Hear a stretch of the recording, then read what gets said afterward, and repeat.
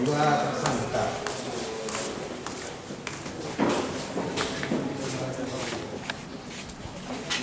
Kalau anak pelaku yang satu lagi itu Mana rumah itu juga?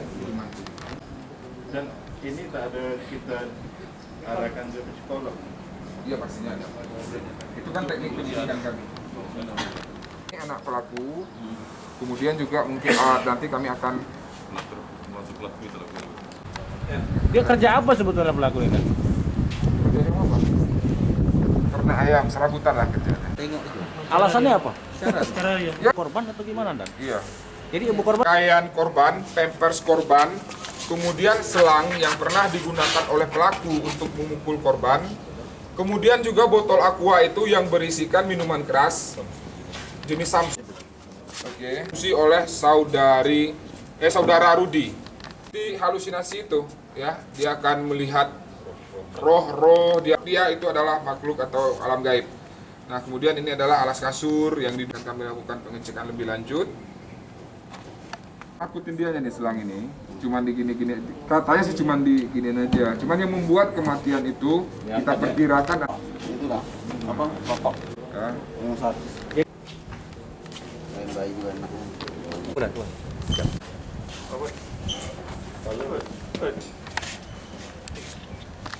ini tidak bisa rekan-rekan potret dari dekat karena ini kita menghargai almarhum juga. Ini adalah kondisi mereka, kondisi korban, ya.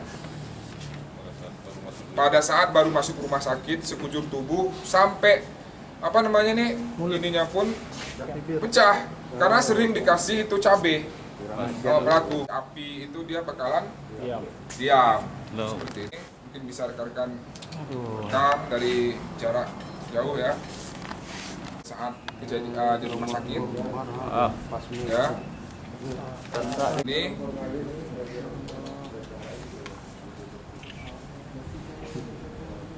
kemudian kronologis perkaranya ini adalah pada hari Minggu tanggal 25 April 2021 sekira pukul 3.47 WIB, orang tua korban alias CM ini, korbannya alias CM, yakni saudara Yeni, dan ditemani oleh seorang laki-laki dewasa yang bernama saudara Rudi alias Agi, mengantarkan putrinya yang bernama saudari CM tersebut ke IGD RSUD Bengkalis. Kemudian Bu Yeni mengantarkan putrinya tersebut dalam keadaan sesak nafas, tidak sadar dan sesak nafas. Kemudian pasien tersebut diterima di RSUD dan dilakukan pemeriksaan oleh dokter RSUD, ya Pak ya. Nah, kemudian ada kejanggalan dari keadaan korban itu, yaitu ada memar-memar, bekas-bekas luka di sekujur tubuhnya, mulai dari kepala sampai dengan kaki, dada, bagian belakang pantat juga, pokoknya semuanya itu dalam keadaan yang tidak sewajarnya anak-anak kecil alami, yaitu luka-luka lebam dan luka-luka seperti dikasih potong rokok itu loh, disundut potong rokok. Nah, kemudian mereka ini ditanyalah oleh seorang dokter di rumah sakit tersebut. Tapi jawaban dari saudara Rudi ini alias Agi ini menyolot gitu. Ibu jangan menuduh saya mencedera atau menganiaya anak ini gitu. Nah, kemudian pada pukul 12 korban 25 April korban ini menghembuskan nafas terakhir karena didiagnosa susah atau sudah sesak nafas, susah bernafas. Di hari yang sama, tanggal 25 April 2021. Masuk subuh, meninggalnya siang.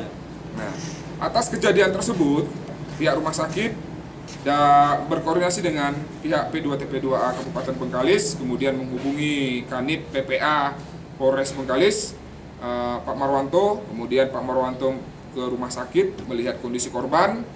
Memang ada kejanggalan di sana, kami sarankan pihak P2TP2A dan pihak rumah sakit membuat laporan di Polres Bengkalis.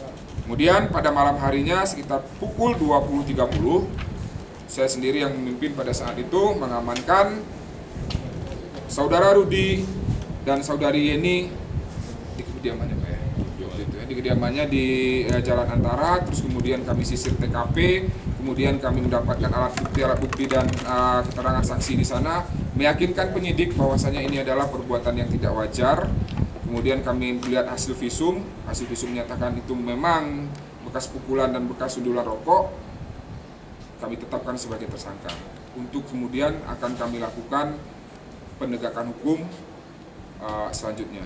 Untuk undang-undang atau pasal yang kami pakai di sini untuk menduga si tersangka ini adalah pasal 80 ayat 3 dan 4 junto pasal 76 huruf C Undang-Undang RI nomor 17 tahun 2016 tentang penetapan peraturan pemerintah pengganti Undang-Undang nomor 1 tahun 2016 tentang perubahan kedua atas Undang-Undang RI nomor 23 tahun 2002 tentang perlindungan anak dan menjadi undang-undang yang bunyinya adalah pasal 80 itu setiap orang yang melanggar ketentuan sebagaimana yang dimaksud pasal 76C yang mana pasal 76C ini berbunyi setiap orang dilarang menempatkan, membiarkan, melakukan, menyuruh melakukan atau turut serta melakukan kekerasan terhadap anak yang ancamannya pidananya 15 tahun penjara.